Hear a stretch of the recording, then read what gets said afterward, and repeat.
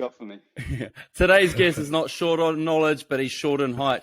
Not only is he from a boutique, but picturesque region called Kaikoui, but he's also has a lucky combination of looking like Joe Rogan mixed with Simon Bridges.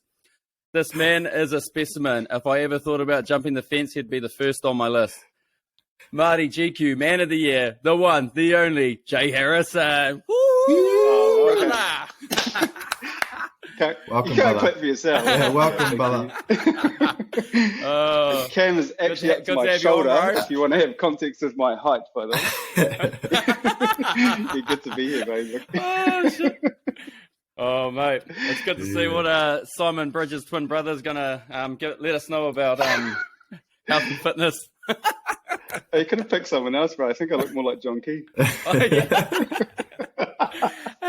Also, what we're going to do, man, is we're going to hit some hard and fast questions, mate, just so the audience gets to understand a bit of who Jay Harrison is.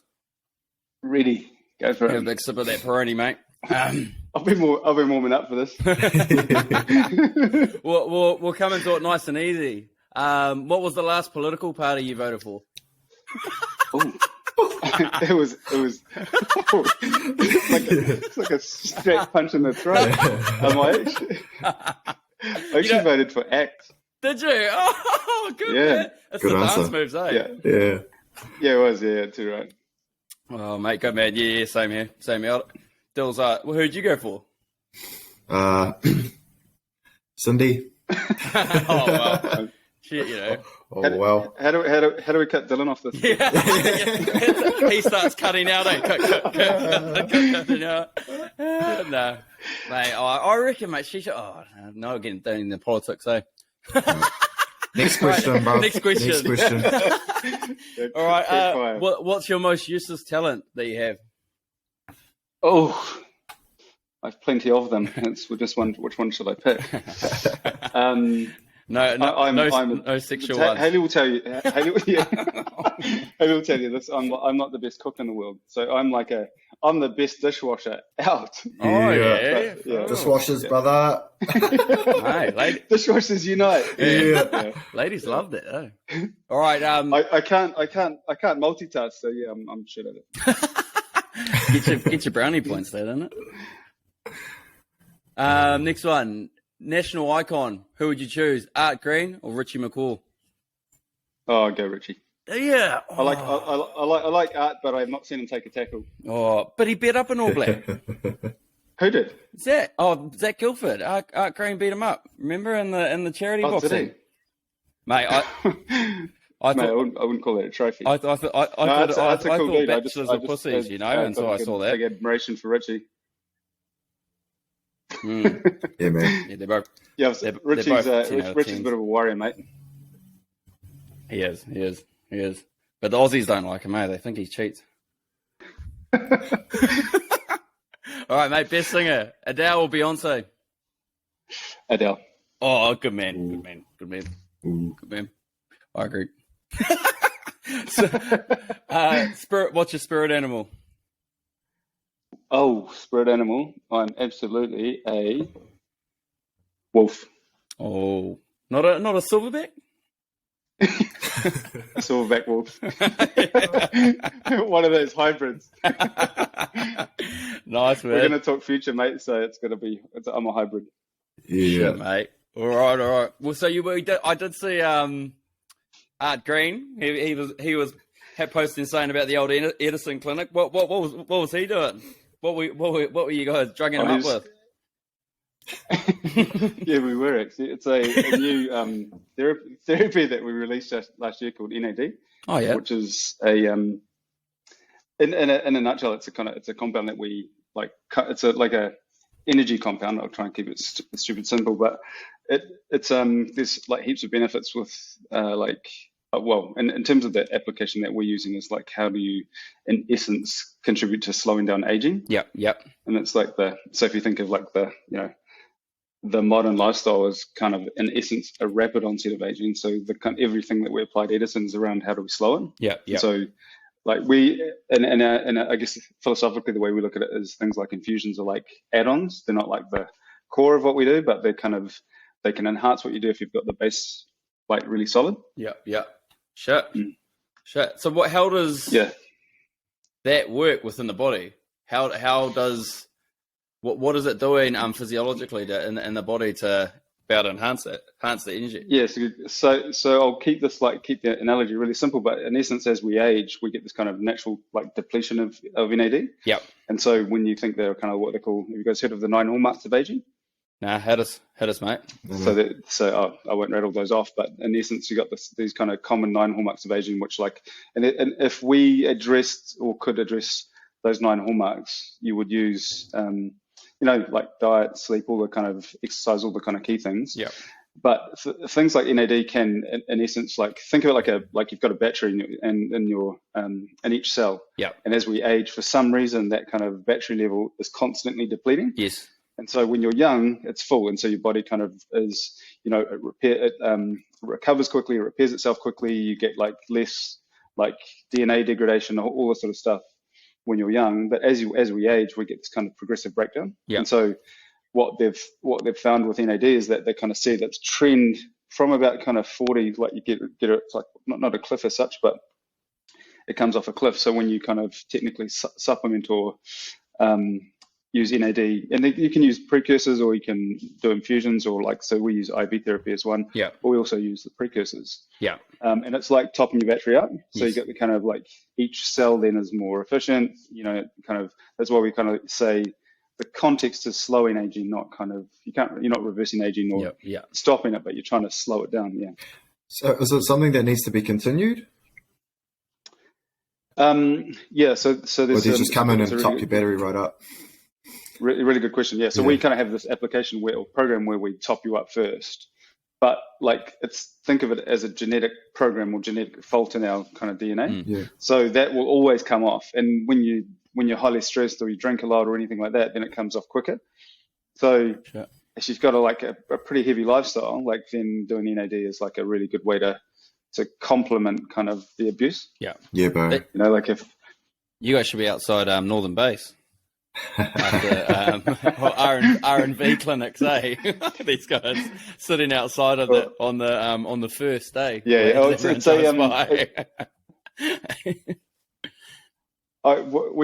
just was speaking to one of the boys the other day, and he's recently had a relatively large night and then had an NAD infusion, and he just said the hangover was zero.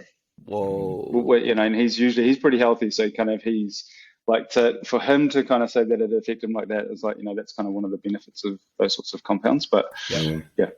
And you kind of see that I follow a doctor in the States called Dr. Gabriella Line. Have you heard of her? No. She talks about our bodies literally exactly what you're saying. Our batteries go down, everything gets less efficient in our cells, and we literally we die from lack of muscle, really. Yes. And so you waste away. A lot of your immune system's housed within your muscle and your skeletal muscle, and then as you waste away, your immune system goes down, you go down until you go. And her kind of from her research, it's sort of from 40 years onwards. That's you, Joe. And I know he looks 20. I know he looks like he's fresh out of uni, but from 40 years onwards, you're being able to process protein, your protein synthesis kind of pathways get worse, and you can't turn protein into muscle as easy as what you could earlier in your life, And you notice that as well. You listen to specialists in hormones and testosterone and things like that, and your testosterone starts dipping. If you're not exercising and keeping your testosterone levels up naturally by exercise and nutrition, then you dip off the end and everything starts going downhill. So it marries into whatever you said, Yeah. I was thinking that 9 hallmarks of aging is really interesting now, because it's like a Mac computer. Yeah. You buy them when you first buy them, they're epic, and everything works fast, the memory's working. Yeah. And then 2 years later, the spinning ball of death happens, and you're like, fuck this thing. So that's it's like it's a built-in program, and that's what we've got. We've got this kind of I think it's actually written into the fabric of our DNA. So we could. This is the stuff. I'll talk to you about this in a sec. But this is what I'm fascinated by. It's how do we stop that? Or what is as technology advances? How can we imagine if we could live forever. That's the type of question that we're trying to entertain. Yeah.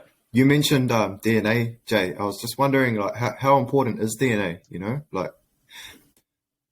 So it's a great question. So when I started at Edison, so this was back in 2018. Yeah, 2018. I'd just been to this kind of like this genetics conference, and it was like the first time I'd kind of got I guess if I even reflect back through all of my time and, out of uni, like PT, gym, rapid, all these different things that I've done. And I kind of felt like I've done a 20-year apprenticeship of what we do today. Yeah. And then when I went to this conference, I was like, holy shit, genetics is the missing piece of that puzzle. And we're kind of in this really interesting stage with genetics because it's still relatively new. But if you look at the advances of genetics, it costs, I think some ridiculous thing that cost $1 billion to map the first genome, and this was 10 years ago, 20 years ago. Sure. And then today you can map the genome for $1,000. And sure. So, but there's just so much data in this that the complexity of it is really hard, because you kind of think have you looked much into things like gene therapy? No. So gene therapy is this kind of technology. It's fascinating. They use this thing called CRISPR-Cas9, which is like a viral technology. And what they do is they inject it into you. And imagine this kind of it's very precise and mechanical, but it goes in and it can snip your DNA and then recode your DNA. And then from that point, you've got that's a gene edit. And so back in 2018, there was this the Chinese scientist, Dr. Hui, I think his name is, but he did just make that up. Sheesh, man, it's on record. No, that's it's close enough. But he kind of broke. They say the genie's out of the bottle with this one, but he did the first human gene edit. Yeah, and he did this in vitro gene edit on these two twins. And in essence, what he did is he tried to. Well, he did this. He programmed or reprogrammed their DNA so that they would never get AIDS or never be able to get AIDS. Wow. And then there was kind of this background story that it was actually that same gene edit could influence or could increase intelligence. Yeah. And so that's what they think he was actually trying to do. But he kind of hid it under this umbrella of clever a gene edit against AIDS. But so what happens is because you think of the complexity of genetics is our evolution. You think human evolution from the dawn of the earth to today, that's how long we've evolved, and where we are today. And that's billions of years of evolution and change. And then we arrive in that, technically, if you think of the context of time, we arrive in the minute of that much time, and we try and do all these things, try and play God. Yeah.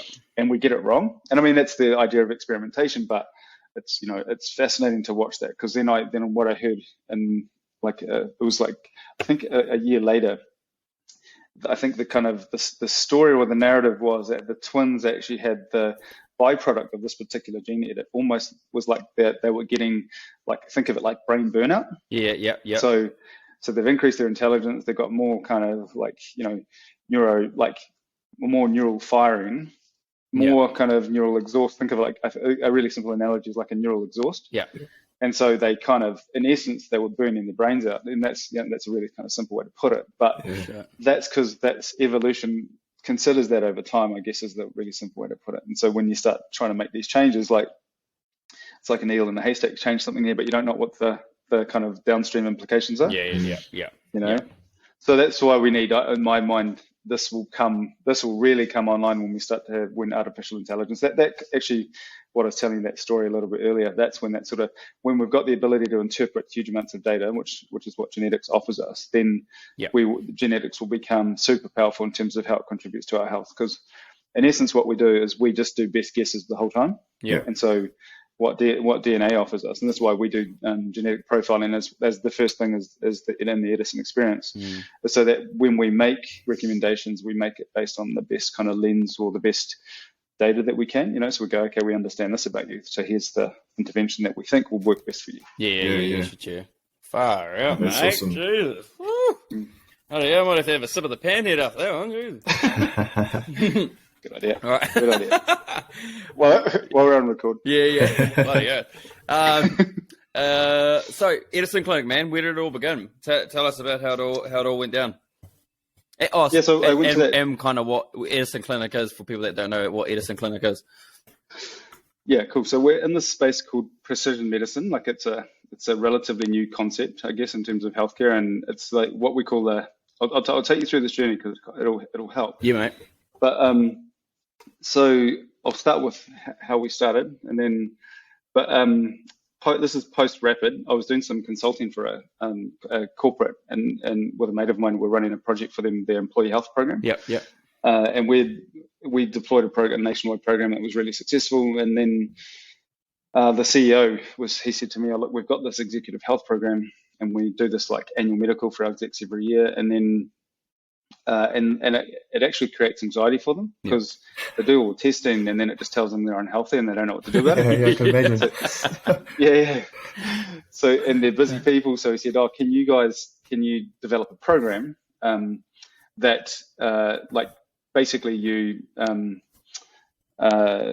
like that tells them what they should do?" So we'll do the health testing, then he called it a playbook, give them a playbook, and then and that, and that's kind of like that will reduce the anxiety. So I said to him, as I said before, I'd just been at this genetics conference, and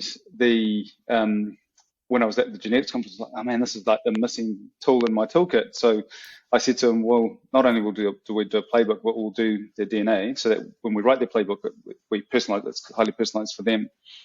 And I didn't have a name for it, but for the product. And so, but at the clinic, because we'd set up a clinic pre-Edison, and I put this Thomas Edison quote on the wall. It was, "The doctor of the future will give no medication, but will interest his patients in the care of the human frame, diet, and in the cause of prevention of disease." And so I was like, that resonated massively with me philosophically. That's what was on the wall. Yeah. So I didn't have a name for this product, so I put Edison on it, and I was like, send it to him, and he goes, "Mate, I love that." And he said to me, I think you should stop everything you're doing and take Edison to market." So I bandied around with Rich Changley, who's a good mate of mine, and him and I were already working on a little project. And then we got two doctors on board, so Dr. Brett Gerard and Dr. Eula Hayward. And these two, the doctors, both great in their own fields. Eula, she's epic at kind of lifestyle stuff and kind of, the deep stuff we look at in terms of prescription. And Brett was very much more the future stuff that we're playing with, like the tech and the genetics and that sort of stuff. Yeah. And so as a team, the four of us, we started Edison, and it was just like I think I call it the convergence in terms of a number of different kind of macro trends that were happening all at the same time. So genetics and tech and kind of the growing awareness of public, like you guys, this is the space you're in, this, you can see this, like health and wellness is huge. Yeah. But the kind of, I guess, the opportunity that we saw, and we kind of had this idea around using what's called like a Tesla strategy, which is let's create a kind of supercar first, but let's like with a vision to democratize what we're doing. Yeah. So like, our vision is very simple. It's how do we take precision, or what we call personal precision healthcare, to 5 million people. So that's what our vision is. That's awesome. And it's epic, man. Like, so we've had an interesting journey. So we're just come up 3 years old now, and so we have a product which is like, so it's expensive, and we're building infrastructure to scale that, and we've just had a pretty massive milestone recently. So you'll see much more of us coming up. We're just about to expand our clinic network. Awesome. So we're opening a clinic in Christchurch and another big one in Auckland, and we're building some epic digital kind of ecosystem to. But the kind of processes, we do this intensive medical, so that's genetics, advanced diagnostics, clinical evaluation, and then we develop this kind of rich picture of a person's health, and we put an intervention in place, and that's like, as I was saying earlier, so sleep, nutrition, physical performance, resilience, and then they can opt into what's called a care plan called Edison Care. So that's where we either manage them through it or they can do it themselves. Shit, mate. Woo! Yeah, so she's all go. That's good, man. It's awesome. Yeah, it's bro, it's fun, and it's been a really interesting journey for us because we like the product is super powerful, like it works, and it's but it's like anything in health, like it actually requires the client to do the work. Yeah, the client does the work, buys into the to their health journey, they get phenomenal results. So we've got our team is amazing. So we've got in our kind of broader team, we've got an epigeneticist and clinician, and Rachel's been with us since the start, and she's an absolute rock star in this stuff. So she's in the like the intervention aspect, supporting them sleep, so in our kind of premium product, we've got about 450 clients. Yep. And so they, so there's all of them have an Ora ring, tracking their health. It's, like they're really into their kind of health journey. And we've got a couple of, 2 other doctors, a nurse, practice manager, and we've got a broad ancillary network. Yep.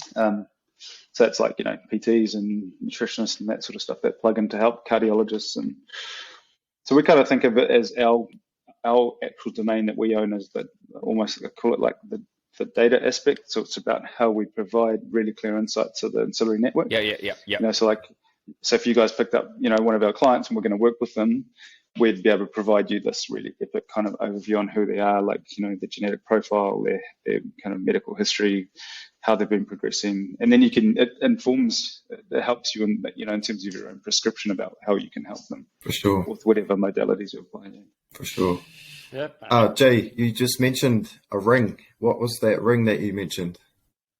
Yes. So this is the Ora ring, yeah. So all of our clients wear this. Is the epic kind of wearable. I tell you what's really interesting with this, which is a big, so we when we first started this, we basically started, our very first client had one, right through to today. But why I found it interesting, one, it's a bit more of a discreet wearable. So I wear an Apple Watch as well. But what was interesting with this one is Jan last year, I was getting a cold, and I could kind of feel the changes in your temperature, or you kind of you can feel it coming. Yep. But what was really interesting is 24 hours before I started to notice the symptoms, my core temperature during my sleep had elevated, and so it was a warning on my app. Yep.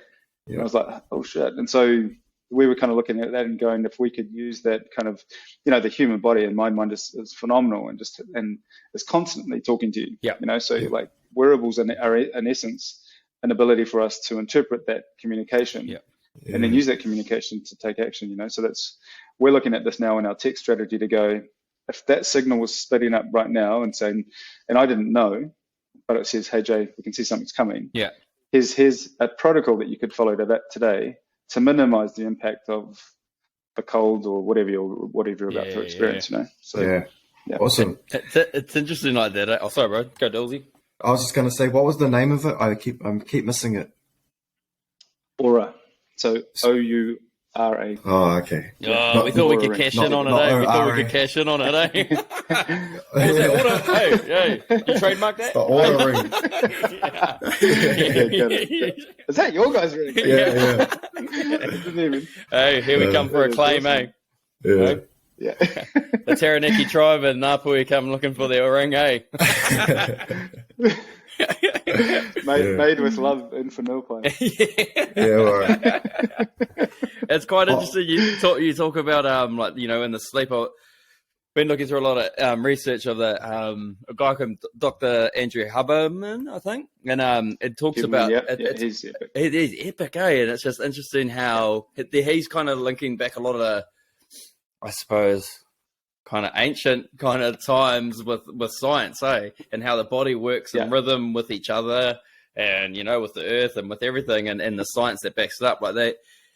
He was listening to the one on he was talking about how the dad bod's real, how men actually start that producing prolactin, and it blows, and their testosterone goes down when their partner's pregnant. So it does, bro. And he's like, so your testosterone takes a dip, and then you just want to stay home and be all cuddly and eat food and hibernate, and it's supposedly a mechanism to you put on a bit of weight and be all homely for the big nights ahead, of no sleep. And the sleep thing of when your body puts its foot out or anything like that, your body drops in temperature throughout the day, and at the end of the day, you get your temperature is at its lowest. And when you wake up in the middle of the night, it's because your body heat's risen, and then you put your foot out or you put your arm out and you cool back down, and you drift back off to sleep. It's so fascinating, eh? Like they're just like that, those automatic behaviors that you just pay no attention to. Because I just listening to you then, I was just like, oh yeah, that's what you do. Yeah. Like, you know, the thing you wake up in the morning and you wet your face. Like I didn't realize that even that very thing of, you know, the vagus nerve running through your forehead and throwing cold water on your face is about stimulating adrenaline. I never even knew that, you know, until recently. Like it's all now. Like this is yeah. This is what I like. This is what I'm so passionate about, is like taking this amazing science, you know, and you think, because if you go and if you listen to any of these guys, like we kind of pull from I call it like a global advisory board, and they're not actually advisors for us, but because they publish all their research, there's a group that we just follow, and we plug into everything they do. So Andrew Huberman's one of them, Rhonda Patrick, Peter Attia, David Sinclair, Matthew Walker, there's a bunch of them. And we just honestly just watch what they're doing. Yeah. And then you take their stuff and they have, you know, like, and it's all like right at the kind of leading edge of this stuff. And we just interpret that and put it into protocols that our clients then don't have to do the heavy lifting on, you know? And it's like, okay, we'll just do that for you. And we serve it up in a way which is, and this is kind of what we're doing right in the thick of now, is taking this stuff and going, okay, you know, like what you've just said, those are kind of really epic tactics for how did you know that temperature regulation was going to help you sleep well? I didn't know that, you know, but what is the worst time what is the hardest like environment to sleep in? Is a fucking muggy, hot room, you know, you cannot sleep. It's like, drop the temperature down, you're like, you know, so it's like, so it's just. But it's cool, man, because those people, and it's interesting, like, because like I've talked to heaps of it with Dilsey, but you know, the health industry, like, you know, the consensus is they're all so scared to move out and branch out to anything. They think that it's almost like they think they're so smart that they can't. The public won't get it if you explain to them how the body works, you know, like, and like. Oh, you mean the health system? The health system, yeah, like, so public health and like, you know, well, you get if you look at like all like the you know, they kind of fear tactics, like for dietitians, nutritionists, and things like that. If you don't stick with, you know, within our guidelines, you know, then, you know, there's going to be repercussions, you know, rather than letting people continue to grow, push the boundaries and find alternatives, using their knowledge, using just basic logic knowledge with science that better the health system, you know? Well, I tell you what, I reckon this is, we were kind of, when we had Rapid, mate, but this is like, you know, the dawn of kind of social media was around then, you know, you think of like, especially for kind of health professionals, like, and I think back to then, you think the Rapid, like, because we didn't even have access to these guys that we do now, like, Rhonda Patrick didn't have a profile, like, but you think about it now and you're like, you can get way better information from the internet than you can go into, you know, you won't go to your GP and get that sort of stuff generally. You know, there are some amazing GPs that are really into the stuff, but by and large, they're so kind of overwhelmed by like taking care of sick people that where do you even find space to kind of catch up to this stuff? Yeah, you know? bro. Like, yeah. And I've had that. I've had conversations with like doctors who are just so old school. You're just like, mate, this science has been around for, you know, I say ages. It might be 3 or 4 years in terms of listening to people like Rhonda and Peter Attia and what have you. And these doctors are still like, no, you got to medicate for that. And you're just like, fuck. Yeah. Like, you know, the healthcare system, because it's so insular. Yeah. Just cannot keep up with. I think we're in now the space of a consumer-driven healthcare space. You know, where consumers are actually looking for the stuff, and you know, like what you guys are doing now, it's epic. You've got a platform. Your audience is now global. It's not even local. You can go. You don't have to be, you know, in a local kind of vicinity getting your information or your support. You can go to the world with what you've got. And that's what I feel like. I see us as the middlemen. Now I see us as the guys. You know, that you like how, you know, you talk about the Andrew Hubbardmans, the Rhonda Patricks, and, you know, we're like the middleman trying to make sense and then deliver that to the public, to that, you know, to the bloody rest of I call it like the 99% of people that literally who I think have been missed in the fitness industry, fitness and health industry. Like it's the average Joe, it's the 99% of us that just need to know how to live better, work out, feel good, incorporate why we need to incorporate that in our life to make us feel better. Stop focusing. We're not big on image. We don't really give a shit about if you're shredded or not. We don't give a shit about that. If you lose weight and you're feeling good about it, then shit, yeah, bloody oath, good on you, bloody oath, celebrate that. But we don't want everyone's thing to be solely focused on weight. We want everyone to just start moving, feel good, take a few of these points, because sometimes it can be overwhelming, a lot of this information, So a lot of the new information, even, and so it's good for us to try to bring it down and make everyone be able to understand how to better their life, I love that. I'll read this thing to you because it's this cool kind of, I've created this like database for my life. It's just the weirdest thing. But I've collected a whole bunch of things around kind of lessons that you learn from people. And that particular lesson, which is like the idea of like incremental improvement, so you're not trying to take on the world tomorrow, or the famous Will Smith. I read this really cool excerpt from him, and it was Will Smith breaks down success from a glorious future ambition into a task of the present moment.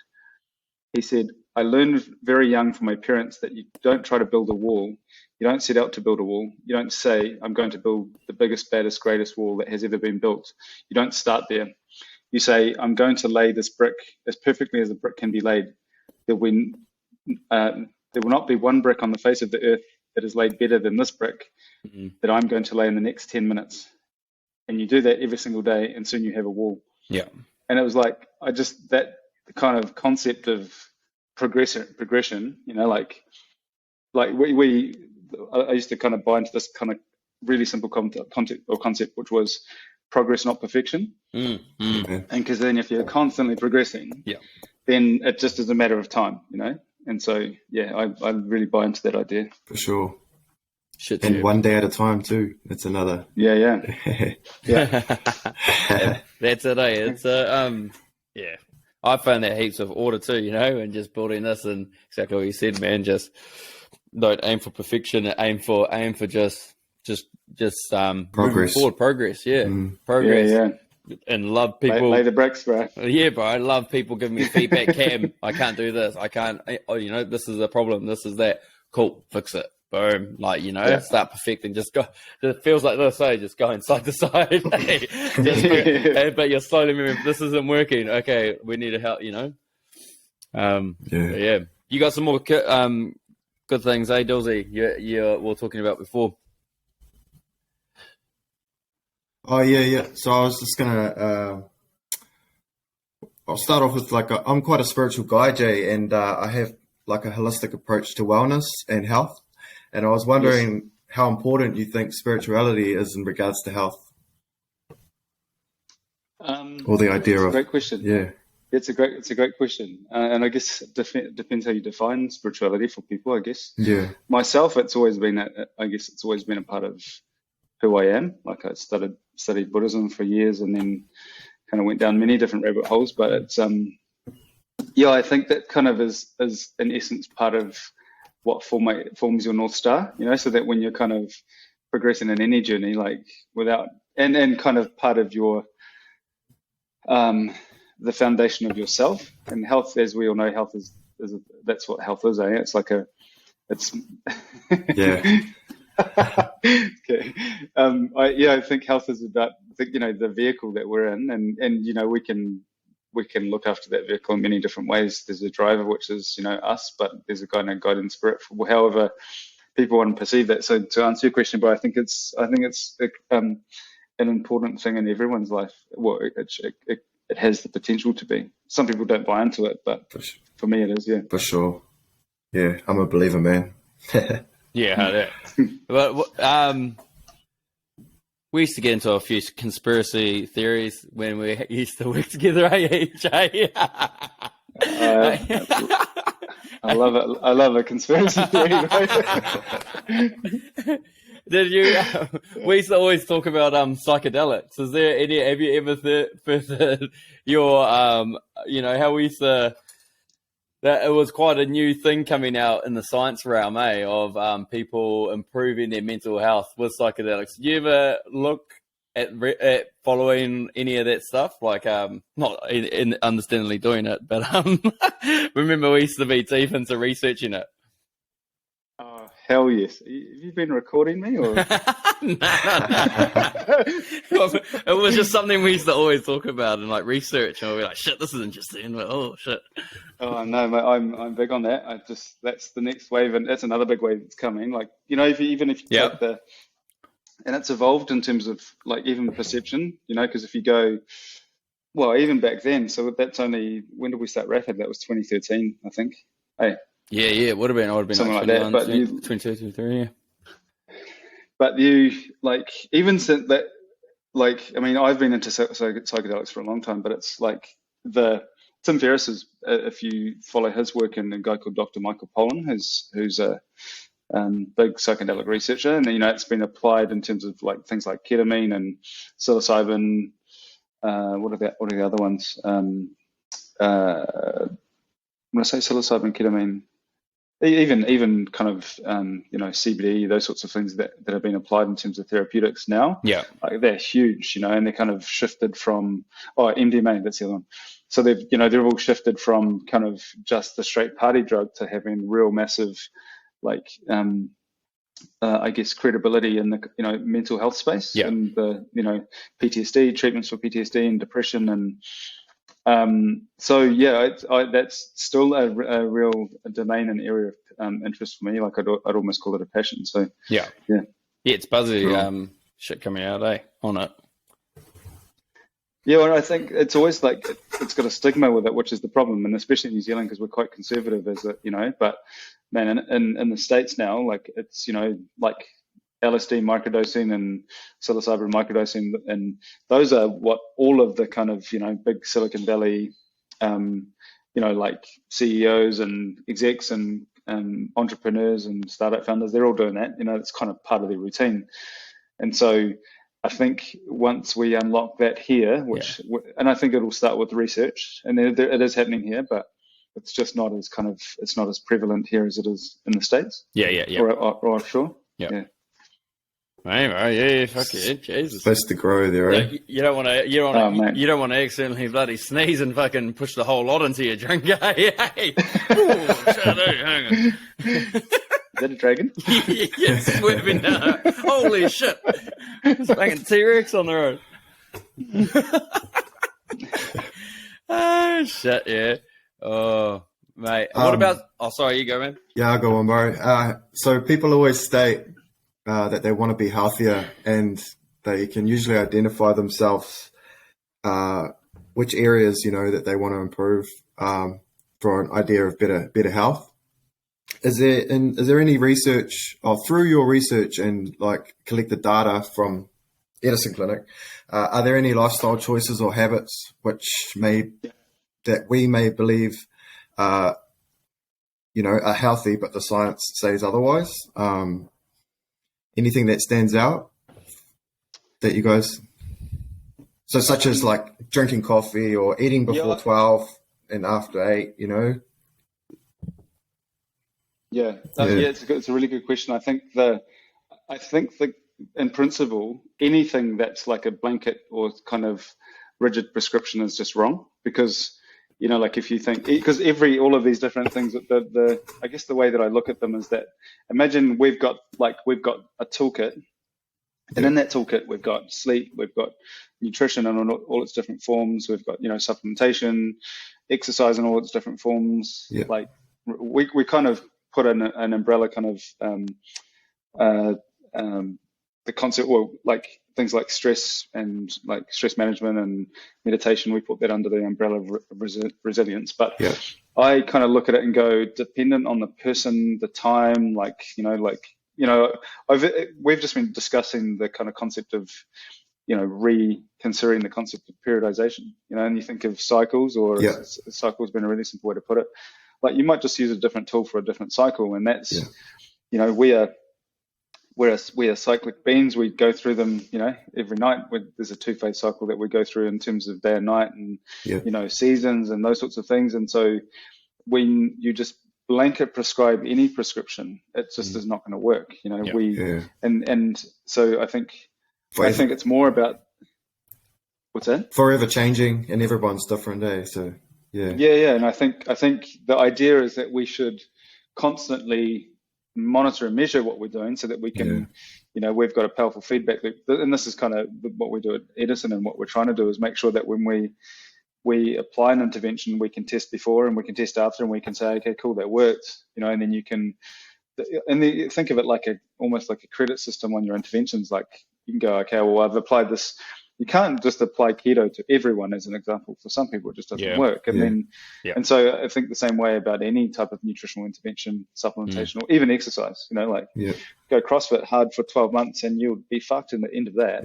But cycle CrossFit for in different periods of time, and you might get really massive benefits out of it. Whoa! Hey, don't you hate on the world's best cult there, boy? No, that's good answer, bro. I'll get Jimmy on you, boy. And I played that game and I enjoyed it, but it was. It's fun when you're doing it, eh? But when you go too hard, eh? You need to look after your body when you're doing it. Eh? I reckon that's the most powerful part about CrossFit is not the exercise, it's the community. And that camaraderie you get when you're putting yourself through that sort of, through the ringer. That's what I think is powerful. I don't agree with their exercise kind of approach at all. Like there's nothing in that I agree with. But I mean, that's personal. It's kind of like having an opinion about nutrition, really. Or politics or COVID or. Jab or no jab? Jab or no jab? No. I'll pick one up. You just mentioned nutrition, bro. So there's so much information out there, and the meat eaters are saying that vegetables are unhealthy, and the vegans are saying the meat's killing us. So what's your view on this, bro? If you have one. I do have a view on it, and I put nutrition quite far down the kind of like probably third down the priority list in terms of because I think the first pillar I think is sleep. Like if you get that right, then that kind of sets, because ultimately one of the most powerful influences on our decisions to do anything is our behavior or our psychology. And so if you're sleep deprived, like watch how that impacts your decision making. Like, for sure. There's kind of and so if you can target sleep, which is a relatively easy thing to do if you focus on it, you get that right, you wake up, oh man, my mood's impacted immediately, so I feel good. And then like even, I was explaining to an audience the other day, it was like, if you have 5 hours sleep and you do your blood glucose profile the next morning, it almost kind of represents that of a pre-diabetic.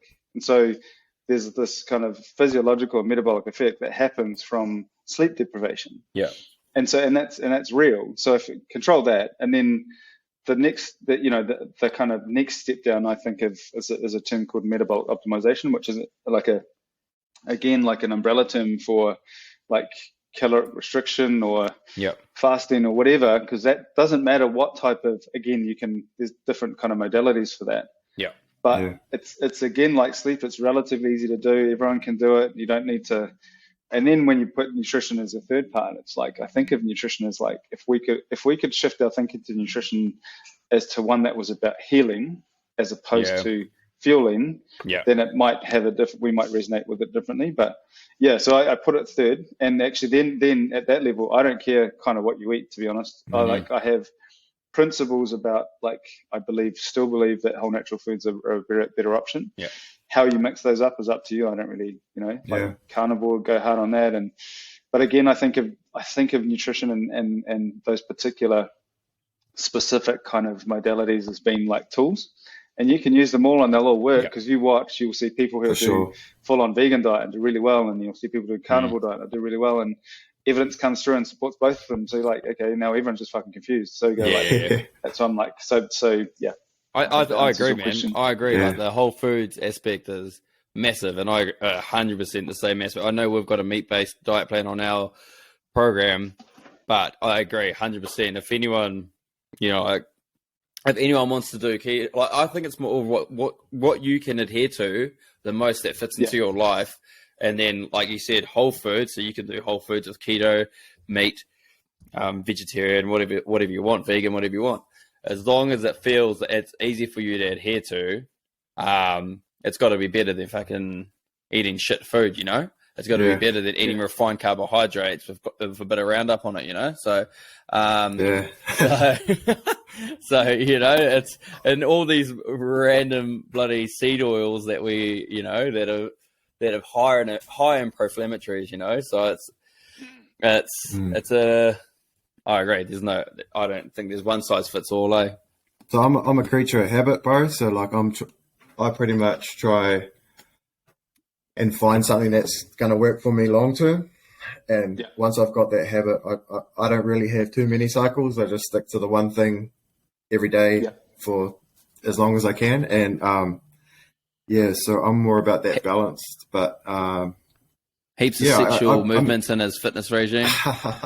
Have you seen? Dill's he does all the bodyweight workouts, and let's just say that, you know, if there's any single ladies out there looking at, you know, they're very, or any ladies. Gee, don't let Haley watch it, mate. Jesus. Oh, I'll share an Instagram account with you after this. You guys might change your job by tomorrow. Even I contemplated after watching it. I was like, wow, how do I get that? Interesting.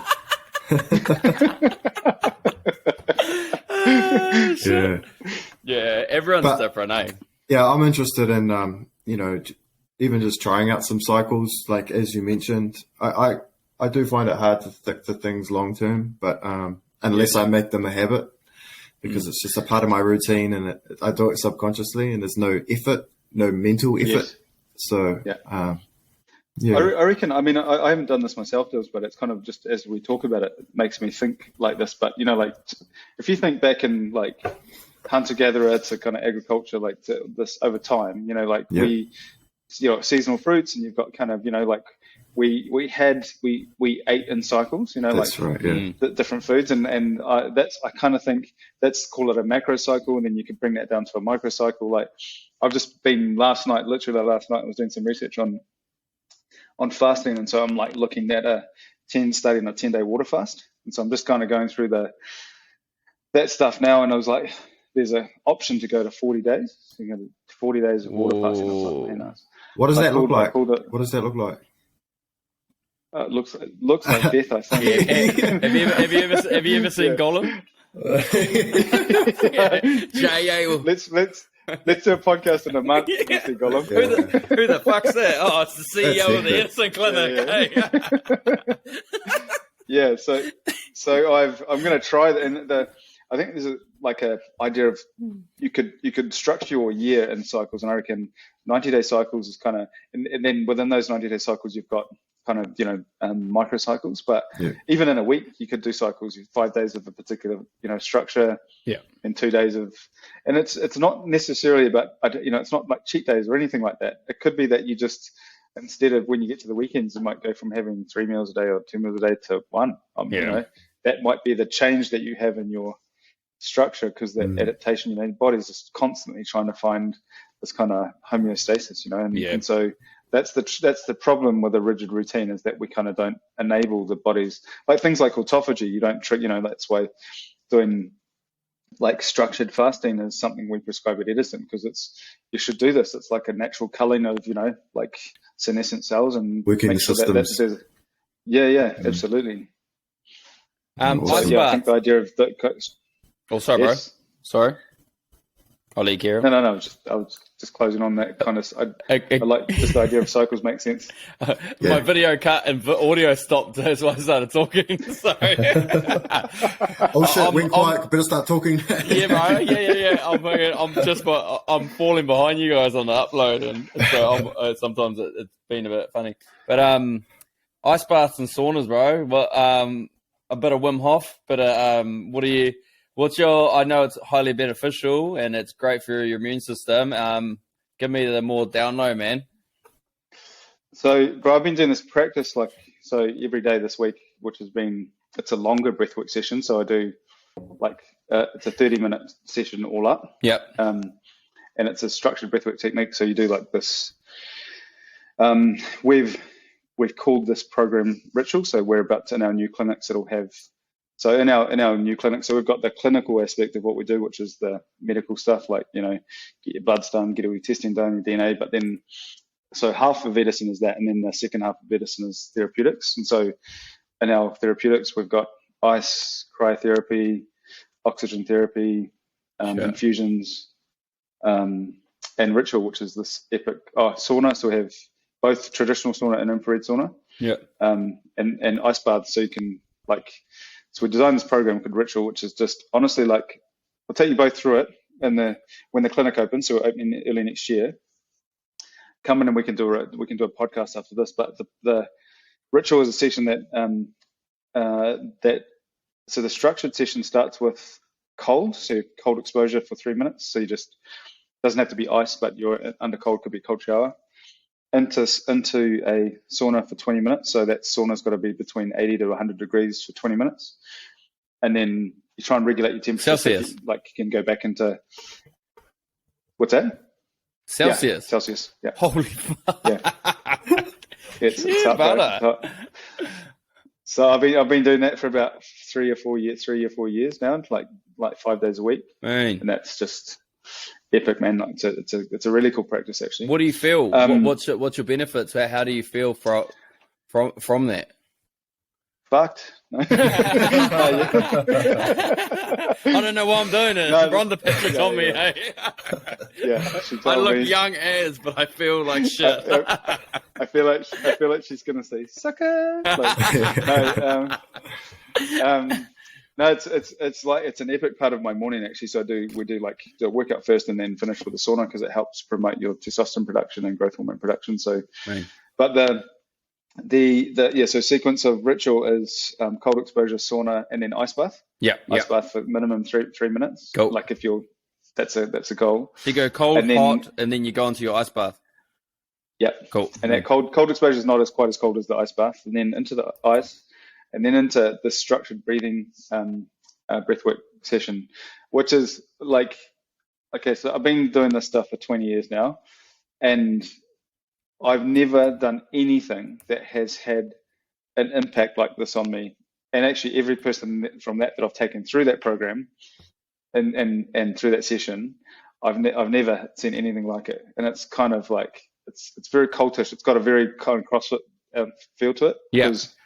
That the post-endorphin feeling that you get, and this kind of euphoric, the sense of euphoric, that euphoric feeling is mind-blowing. And so that will be part of our offer going forward. And it's just, mate, honestly, when it's open, boys, I'll get you. So I'm dotting down the sauna it's time. Just, even if you break them down into, it's 20 minutes. It's a 20 minutes, 80 to 100. Yeah. Yep. What's the ice part? Ice 3 and 3. Ice 3. Yeah. 3 at the start, and what's cold exposure? 3. Yeah, 3. So 3 cold, 20 hot, 3 ice or really cold. Yeah. And then breath work is you could do anything between 15, like a Wim Hof type structure, which is 15 minutes, up to the one that we've been doing is kind of 25 minutes to 30 minutes. Sure. And bro, that's like taking psychedelic. Is that? No shit. But the feeling it's so profound in terms of that, how long it stays with you. Yeah. Wow. This could be the answer to our pee epidemic, bro. Right. Yeah. Right. Could be. No shit. You know what? I agree, bro. Honestly, if this sort of stuff was available to the public, this would be dangerous in terms of, if you want to go down a conspiracy hole, this would be dangerous. Everyone would feel amazing, and it's close to free, Yeah. Shit, awesome. That's mean, eh? That's mean. The pharma companies wouldn't like us. Yeah, bloody oath, eh? So what do you you had that Marty lady that you took through to Iron Marty. Give us a rundown of that journey, man. Because she lost 25 kilos, eh? Yeah, so we had 6 of them. The team, they were amazing. So there was Bernie, Erica, Maggie, and then the boys. Yeah. And why can't I think of the boys at the moment? Patrick. The boys will give me a hiding when I see them. You should have just said 6 people away and carried on. Yeah. Shouldn't have started naming No. people. I have to celebrate them because Yeah, they're so man. epic, man. Honestly, For sure. they're so epic. But so when we first did the program, so we got invited because we just finished a program with our trust, and we're just taking 40 individuals through a program, which was awesome. We saw these phenomenal transformations, and then we got a call to see if we would be keen to support the Iron Māori team in their preparation for the Iron Māori, which was kind of like we're just under. We got the call, and then we basically had 12 weeks to get them ready. And so. And I didn't kind of know what to expect, because we, sorry, Ruben just came to mind. Didn't know what to expect, and then I was kind of, so Edina, sorry, the name's coming through now. Slow down, load. Yeah, that was I'll deserve a slap when I see them. They'll be like, but anyway, so we got the call, and then we like the. And I was kind of like, I was pretty excited by the project, and I was like, "Oh shit, this would be awesome!" And then, but I hadn't met the participants yet, and so I was kind of like, "Oh yeah, what are we out for?" And anyway, they arrived, and like the first day I saw them, I was kind of like, "Oh Jesus," and then so Bernie, who she is this phenomenal lady, like so inspiring. And so there was a team of us that supported them. So Kylie, Cam, who you know, JT, who's one of the boys who kind of. So there's a crew of us that kind of got around them, supported them. So Edison, we supported them from a kind of health perspective and medical perspective. And I like when we kind of started the journey. You meet everyone and you kind of learn about their kind of history and their past, and you're like thinking, man, like some of the stuff that they were carrying, because you learn it's not just it changed from a health conversation to having these 6 amazing people in front of us who were, they were people, and they had a story and they had a history, and they, and as opposed to, because I'm so kind of passionate about the science of what we do, I'm kind of always thinking about how we apply the protocols and that sort of stuff. But this one, I was kind of, you meet the people and you're like, holy shit, okay, but we're actually, this is a completely different journey. And anyway, we, I single out Bernie, and for no other reason, because they were all amazing. They all did like phenomenal, but like I think what was transformational about her was that she, when she first started, because she was very ill, lots of medication, and I kind of had this feeling, which was a very selfish feeling at the start, but I was kind of like, oh man, we just started Edison, and if one of these people dies on this program, because you're training them for something that's pretty intense, I was like, man, this could be the end of me. And I was kind of like, and then we met Bernie, and honestly, you watch the transformation of this woman in terms of she led the whole thing. So she was this powerful lady. And by the end of it, watching all of the team complete the Iron Māori, and how much they supported each other, and they were so such a tight unit as a whānau, and Bernie, so she was the captain.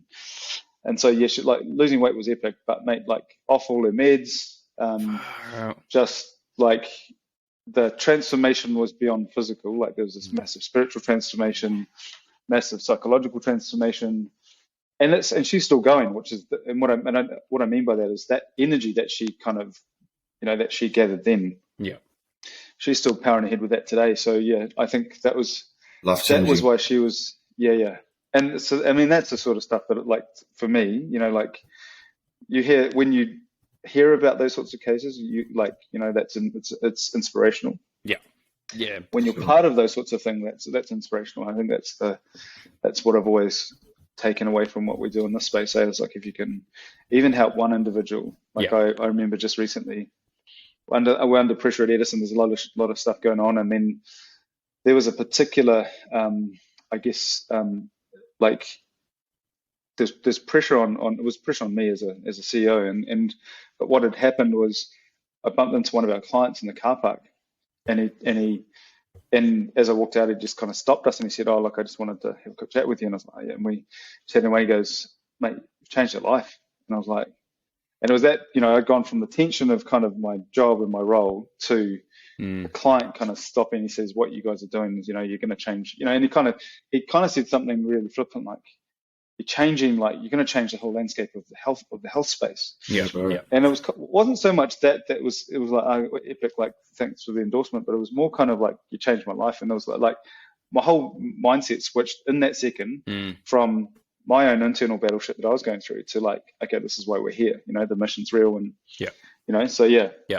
But Bernie was one of those pivotal things, I think, in my entire career as a health professional, that to watch someone do that and the impact that she had on a massive wide group. And I think that's kind of, I mean, if we can do that in our jobs, then we're winning, man. She's amazing.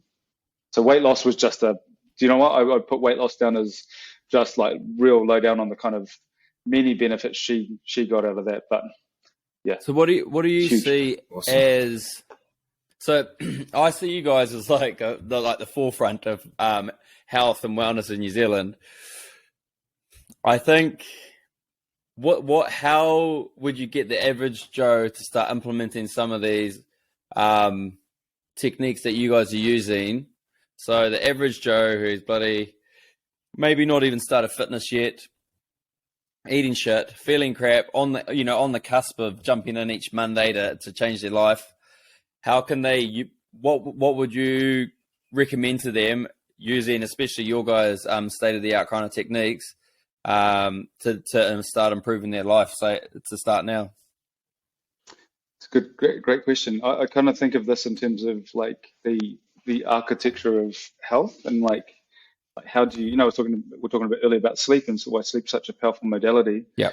I think the other powerful component that's got nothing to do with health per se is community. So like, I mean, if you do this with other people, that's huge. Then it's like it's way easier to do. We're social beings, so I think a part of our strategy has always been about how we connect people. So that's a big part of our focus going forward. Like, and that's what our clinics are about. So they're like islands. You can be an Edison client. So you don't have to be on our like we've got a business plan type program, which is expensive, and it's all all the bells and whistles, and it's for people who want to invest that heavy.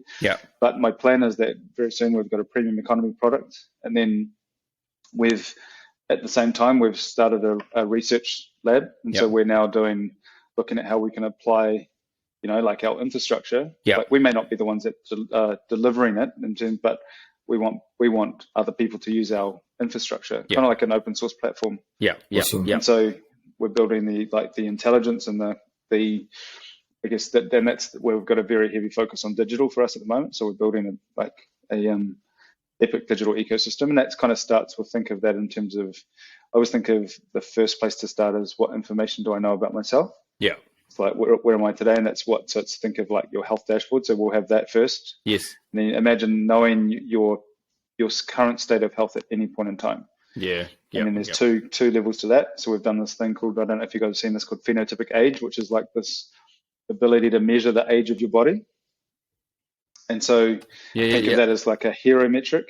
And the idea with that is you want to keep what we've now trademarked as your biogenic age. You want to keep that under your chronological age, because then that says that, I'm 28, but my body is 24. And that's a good kind of benchmark for us, I woke up 31, and I'm gonna wake up tomorrow 51. Then hopefully 31 again. You've got the tools, mate, to get it back. I think that's what like, I have this kind of very philosophical perspective about life in terms of like, you should be, I think you need to create capacity to live, and that doesn't necessarily mean drinking or anything like that. But to health not to be central, but you must have the disciplines and structures.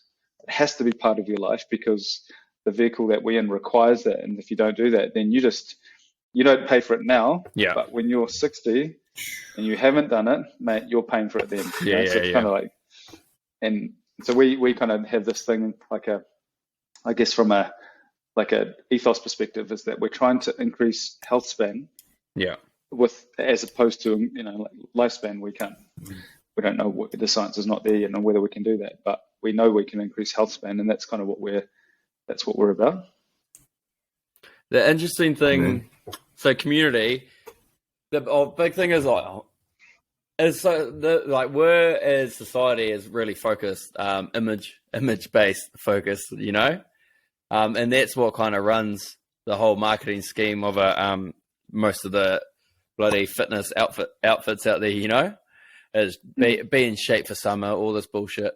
And how do we get people like your idea and vision of health is exactly similar to ours, exactly the same as ours, focusing on balance, lifestyle, the weight's irrelevant. If it comes off, it comes off. It's more about the benefits of being healthy and having community based. How do we change that? How do we change from having that? Because the way I see it, we've got majority of the people, 98% of the people buy into this bullshit thing of trying to have a six pack and it's and sacrifice all this shit to look like something. How do we change their focus to actually just focus on health, living life to your best? And it kind of changed that whole focus. How do you see that? How would we change the focus on that such massive population of people that buy into the bullshit? I don't think you do. I don't even think you try to, because like there's one reason. I think if you create, I talked about, we called it an island. Like people are going to go to those islands, bro. They just are. People are going to follow those profiles. Yeah. Like regardless, just build your own, which has your philosophy and your way of being. And then when people come onto that island, just serve them so well, give them the best customer experience, make them feel part of your community, and then you'll just attract more of those people. And then, like, I used to think about trying to change the world, and now the way I think about it is actually I just want to make the island that I've got, that we're making. I don't kind of like, not everyone's going to agree with the way we approach it either, so I'm just going to make the best possible experience for Edison, that when people come to experience Edison, they'll just go, I can't go anywhere else. And so that's all I'm focused on, because that's what I can control.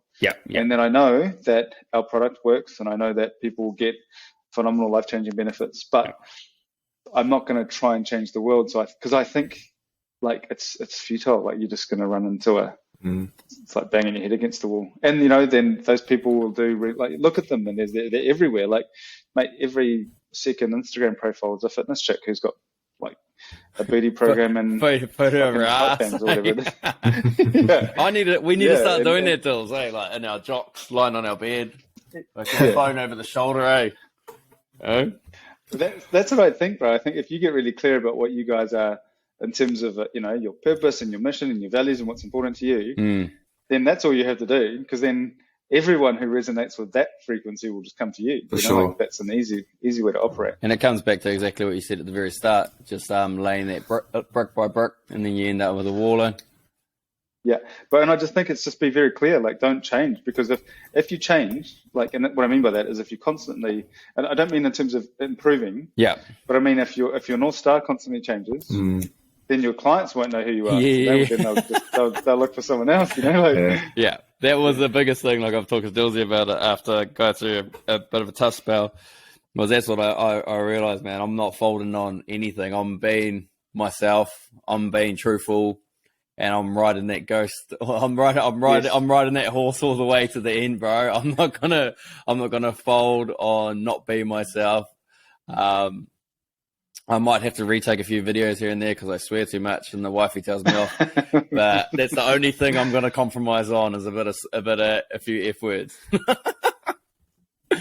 Well, yeah, and like I think like it's not if your message is genuine and you you care about what you do, then mate, honestly, you'll get the audience. Yeah, bloody yeah. Which we do. So we're, you know. So we're building, boys. Yeah. Hey, mate. But we're overdue for a few beersies and a night out in Auckland, mate. Oh, mate, you got to, yeah. Well, when are you up in the AK next? When we all come down to normal levels, mate. Oh, yeah. If anyone doesn't know, Jay's one of those. He's one of those the huggers, eh? After a few beers, he gets on the huggy. He's like a grizzly bear, eh? He's a hugger. Is that one in your ear, eh? He's giving you the hug and he's giving you the old love you, bro. Love you. He's a lover, mate. He's not a fighter. No, That's actually a fighter. That's actually something that I heard that you speak about before. Cry therapy. What's that about, yes. bro? Yeah. So this is so in those kind of modalities, like, we were talking about them before. So like we have in the new clinics, we've got, so I'll just rattle off again. So cryotherapy, which is cold exposure. I'm glad. I thought you said crying. Different type of cold exposure. Like I thought you said crying, like crying. Yeah. I was like, what the fuck is that? Sorry, bro. Like oxygen, so hyperbaric chambers. Yeah. And then our ritual stuff. And so the idea is like the toolkit. So, the if you can initiate the shivering response, have you guys seen? Check out Andrew Hubbard's stuff on this. Yeah. If you can initiate the cold response or the shivering response, like your body, you tap into utilizing your brown fat stores as your source of energy. And I didn't realize that brown fat. The reason brown fat is because it's rich with mitochondria. So it actually burns your white fat or your shit, your bad fat. And so the idea with using cold exposure as part of your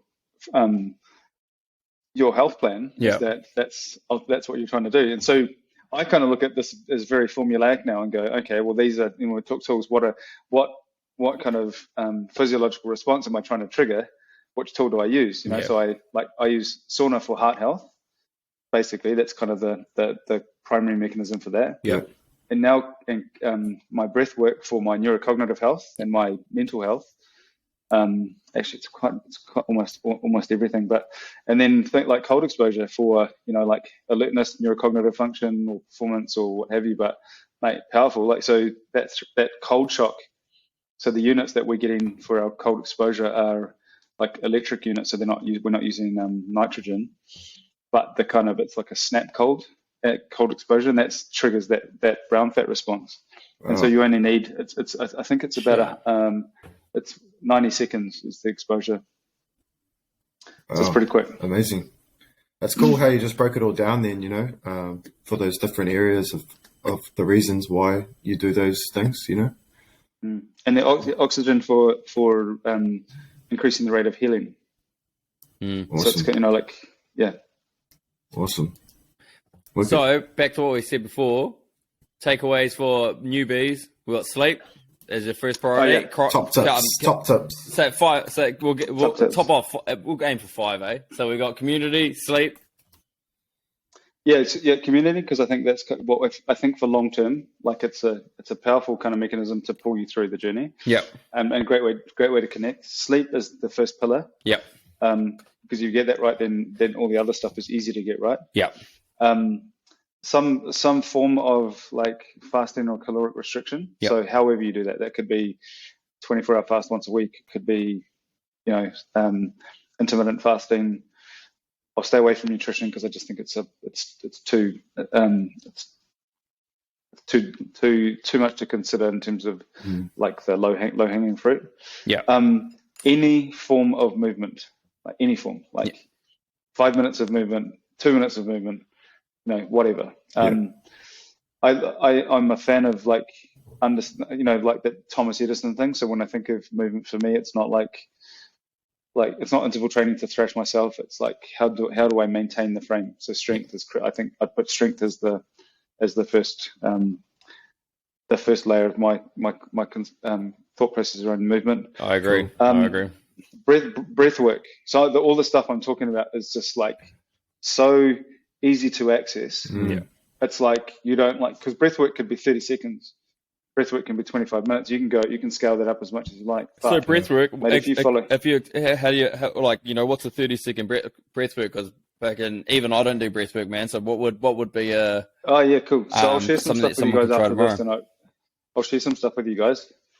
There is a really cool technique, which is something that can reduce your anxiety within about. I think the call is, 3 minutes. You can reduce anxiety. So think of this in the context of an episode of anxiety. For some people, can be crippling in terms of just function. Yeah. Sure. So the idea of this, this idea is it's like you can do 7 cycles. Yeah. So it's a 4-second inhalation through the nose. Yep. So hold for 7 seconds, and then exhale for 8, and you just roll that. So inhale for 4, hold for 7, exhale for 8. That cycle, roll that. 3 minutes. 3 minutes. Anxiety. I think that you can literally that's as long as you need to do it for. Man. Apparently, the science on the evidence on it in terms of reducing anxiety is it could be like 90% or something. Like it's huge. Yeah. I'll read Holy it's the same shit. thing with sauna. What, The reason I doing say that daily? sauna is right up there because what? Doing that breathwork technique. breath thing daily? 3 minutes.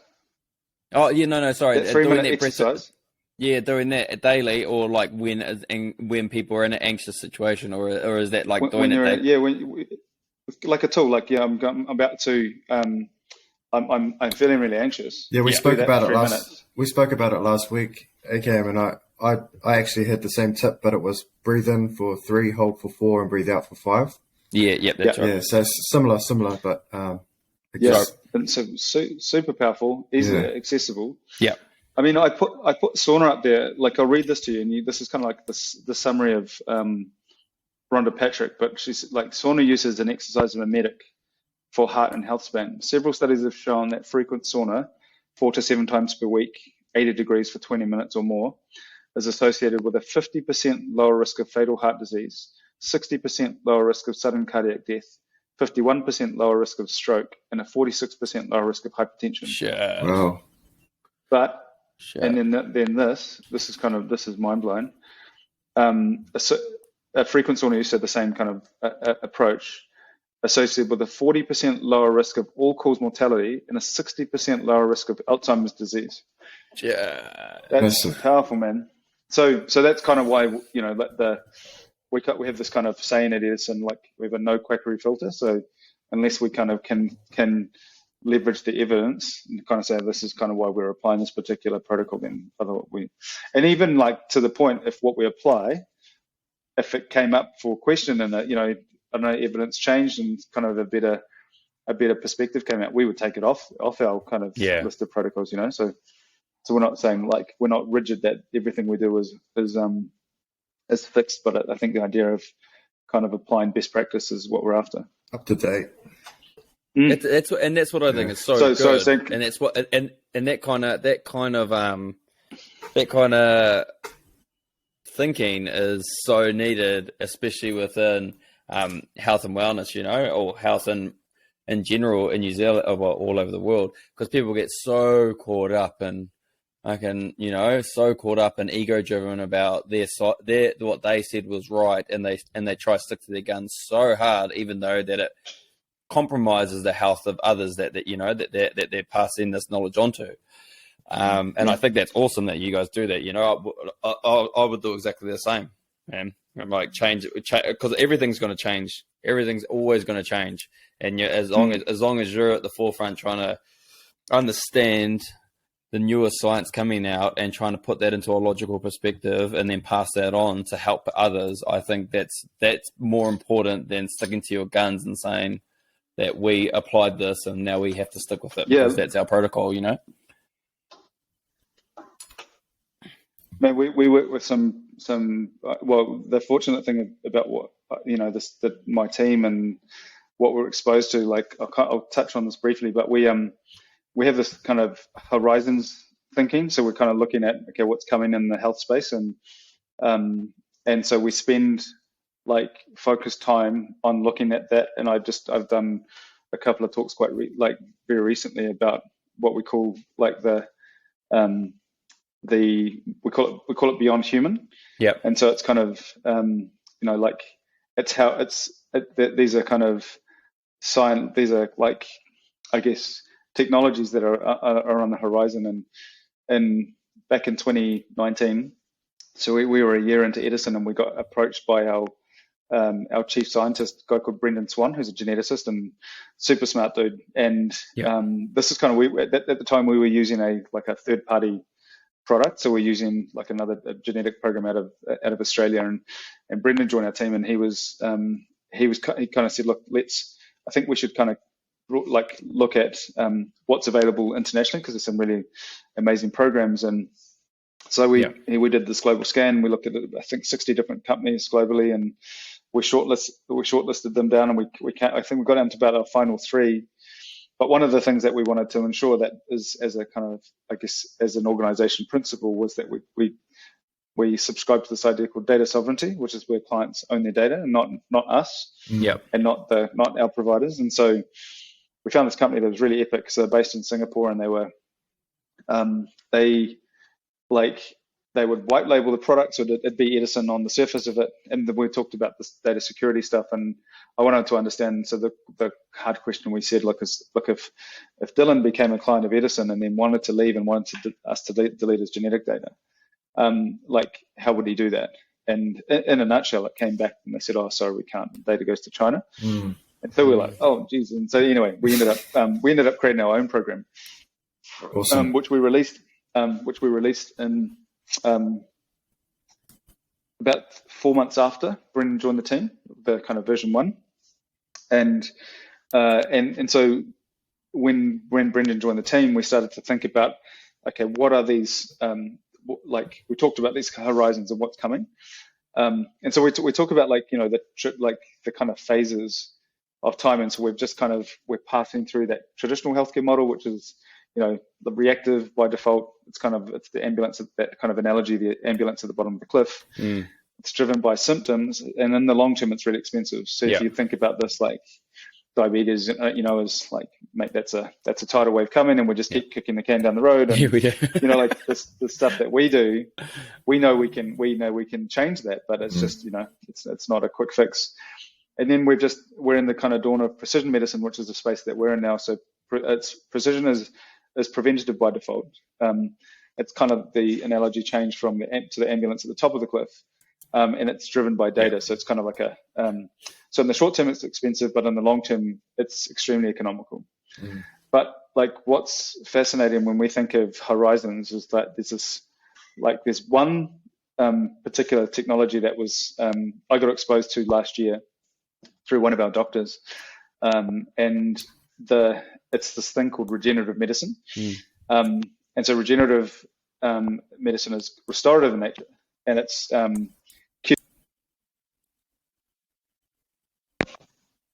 sorry boys, Mum's trying to call me mid podcast. Hey, Mama's boy. Yeah. So restorative. So this one is it's regenerative, so restorative by nature. And it's like, have you guys seen the movie Jupiter Ascending? Oh, I'm gonna say no.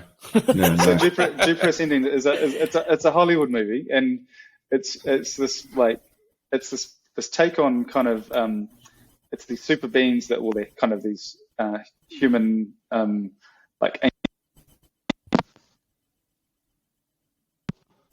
been around for a long period of time. They walk into these kind of these pools of human plasma, and they reverse their aging. They reverse their age.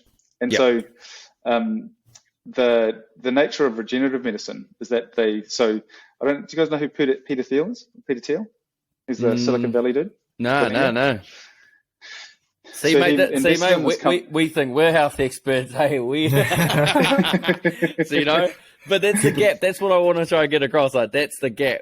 Look at the gap between, and we're pretty clued up about health and wellness, and then you guys are up here trying to get that amount of knowledge about you know, all those amazing techniques that you guys are using back down to the normal person who's just, you know, doing the day to day, you know. Yeah.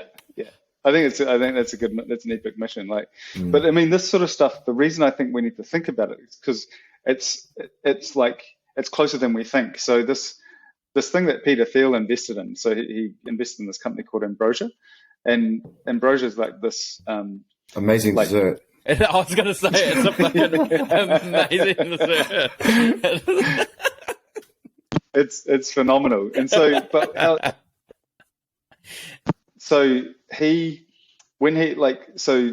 the concept of this is Ambrosia. You go in, this 18-year-old kid donates their blood. They go in, they separate the blood compounds. So you've got the plasma and you've got the blood compounds, and then they inject the plasma into the older person. And they do this treatment. It's called a plasma subrefraction. Yes. And they inject the plasma into the older person, and then the older person's body starts remapping cells and tissue off the plasma. So in essence, it reverses aging. This, like in a nutshell, they demonstrate this. So now can't bring this back to kind of the science. So this company in based out of India called Eugenics, which has got a weird name on it, but it's they demonstrated a 54% reversal in age. So they used the Horvath clock, or Horvath epigenetic clock, and they showed that they could reverse aging on average in 4 tissues, 54.2% reversal, 54.2 across, but specifically rejuvenation of liver tissue was measured at 75%, blood at 66%, heart at 57%, and the hypothalamus at 19%. So this is kind of like, these are animal models, by the way, but this shit's going to be available like this. So this is coming online now-ish, you know, like in the next, let's call it 5 years. And then the one I was talking to earlier, which is what we've labeled programmatic, which is gene therapy, which is they literally inject a virus into you. It goes in, reprograms your DNA, and then programs out things like disease and those sorts of things. And but so when I do this talk, the one that I was talking about, I was thinking like when the concept of designer babies. You guys, have you heard of that? I wish I was one. No. Well, it's kind of like the head's a bit big, and you know, we fellas a bit small. Well, the idea with this is that you could choose the characteristics of your child. You could increase intelligence, height, strength, muscle, like super beings, you know, like And so the interesting we're all walking around like the Rock, eh? yeah. Lucky bastard. Yeah, with lots. Sorry, bro, Karen. But the interesting I just think the interesting question that it poses, if you say like, okay, that sort of shit scares me, like you start talking about super beings and like, what if we get it wrong and all those sorts of kind of ethical questions that it raises. But you guys are both parents, so if I asked you, like we have the science today that could say that your children will never get Alzheimer's, dementia, heart disease, diabetes, would you say no? And like most parents would just go, fucking hell no, I would. Oh, hell yes, I'd do that. You know, oh, hell no, what's the price tag, eh? Oh, hell no. We'll just go for the normal combo, eh? Yeah. Don't upsize on their combo. But the second you ask them, like, would you play with things like intelligence and, you know, and you watch people just go into this internal conflict and it's real. You go, fuck, I don't know if I'd do it, you know, but, you know. Yeah. But so I mean that's kind of the way we're looking at the horizon. We're going, the stuff that we're doing now is just applied science, and so we, you know, and we love what we do. It's kind of it's epic, but it's like, man, I don't like if I was you know, you can see how fast this stuff's coming. I don't know how close it is, but I think it's way closer than we think. The opportunity, endless, mate. Mind blowing, eh? Mind blowing, boys. Yeah. All right, boys. Just changed colour. Yeah. You got water just in the whiskey? Is that whiskey? No, it's just a glass. Oh, yeah. Tinted glass. That's the one. No, all right, boys. We might wrap it up there. Oh, do you want to? I just wanted to say the stuff that you're doing, Jay, is awesome, bro. It's amazing, eh? And thanks, bro. You know, I was unaware. I've been unaware up until recently about the stuff that you've been up to, and just doing a little bit of research today and into your stuff, and then you talking about it. It's just like, wow, yeah, it's pretty mind blowing, eh? It is, yeah. Thanks, bro. Thank you. It's it's pretty out the gate. I rate myself on knowing some shit, but I just can't. Cool. I can't wait for you guys to get into a position, like you said. You know, your vision to be able to share it with 5 million people, and for that, you know, the availability to be there for your average Joe with not many pennies. Well, yeah. I think the way that we envisage that is, imagine that like you've got a community, and you could park that community on our platform, you know, so that you can use our IP for your own audience. You don't have to.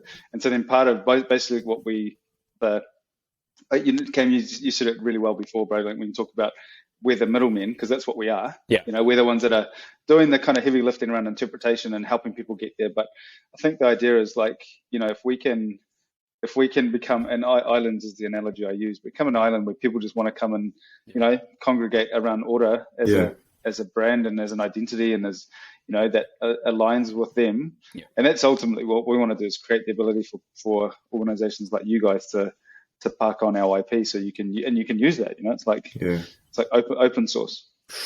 Can't wait, bro. In there soon, boys. Can't wait. She's up. Yeah. Awesome. Well, it obviously works because I'm sure Jay's about 10 years older than us, and he looks 5 years younger than both of us. So it's obviously working. But thanks for your time, brother. It was so cool to have you on, man. Yeah. Yeah, it's great to see you both, man. And well done with Ora, boys. Keep going. We'll keep charging, brother. We'll keep charging. But yeah, man, we'll hopefully have another talk closer. In the next year, eh? That's when the new stuff's coming out. In May, the new clinic's open. So when we're open, I'll get you guys to come in and come and do the couple of the sessions. It'd be good to have you guys there. We'll host you and give you a good time. Awesome. It'll sort out a few of these bad boys on the side of the eyes, eh? All right, fellas, we'll leave it there, boys. Cool. Good work. Good to catch up. Thanks, cool, boys. Choo-choo. See you, boys.